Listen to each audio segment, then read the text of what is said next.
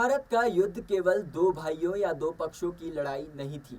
ये तो पूरे भारतवर्ष का सबसे बड़ा युद्ध था, जिसमें लाखों लोग शामिल हुए।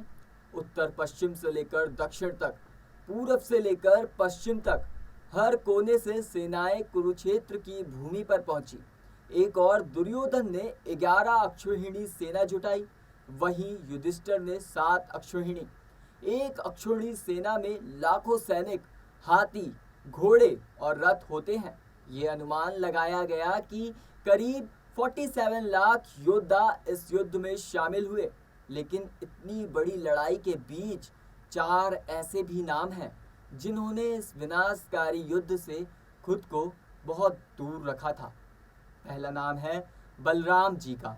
जी हाँ, बलराम श्री कृष्ण के बड़े भाई थे और दुर्योधन व भीम दोनों के गुरु। जब दोनों पक्ष युद्ध के लिए आमने सामने खड़े हुए तो बलराम जी ने स्पष्ट कहा, मैं किसी का पक्ष नहीं लूंगा।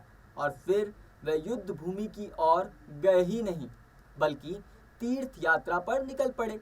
उन्होंने अपने आप को इस हिंसा से दूर रखा, क्योंकि वे जानते थे कि इस लड़ाई में कोई भी पूरी तरह सही नहीं है। दूसरा नाम है रुक्मी का। रुक्मी विदर्भ का राजकुमार था और रुक्मणी श्री कृष्ण की पत्नी का भाई। रुक्मी एक बार श्री कृष्ण ने हराया था, जब उसने रुक्मणी को श्री कृष्ण के साथ भागने से रोका। युद्ध से पहले रुक्मी पांडवों के पास गया। जी हाँ, युद्ध से पहले, महाभारत के युद्ध से पहले रुक्मी पांडवों के पास गया और अपने पराक्रम की खूब तारीफ करने लगा। बोला, मेरी मदद से आप निश्चित रूप से जीत जाएंगे। लेकिन अर्जुन ने मुस्कुराकर उसे मना कर दिया।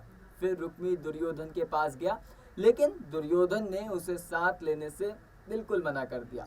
आखिरकार रुक्मी को अपमानित होकर विदर्भ लौटना पड़ा और वहां युद्ध से दूर रहा। तीसरा नाम है विदुर का।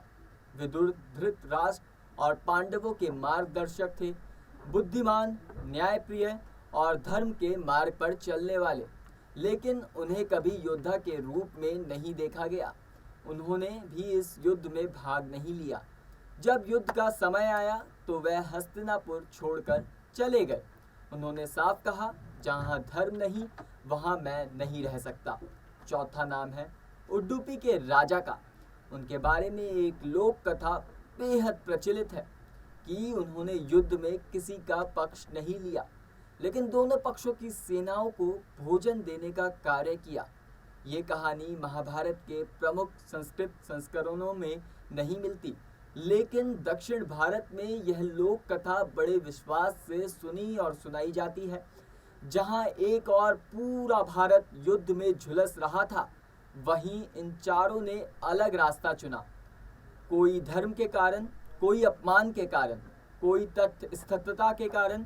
ये कहानी सिर्फ इतिहास नहीं है, ये हमें सिखाती है कि हर युद्ध में भाग लेना जरूरी नहीं होता।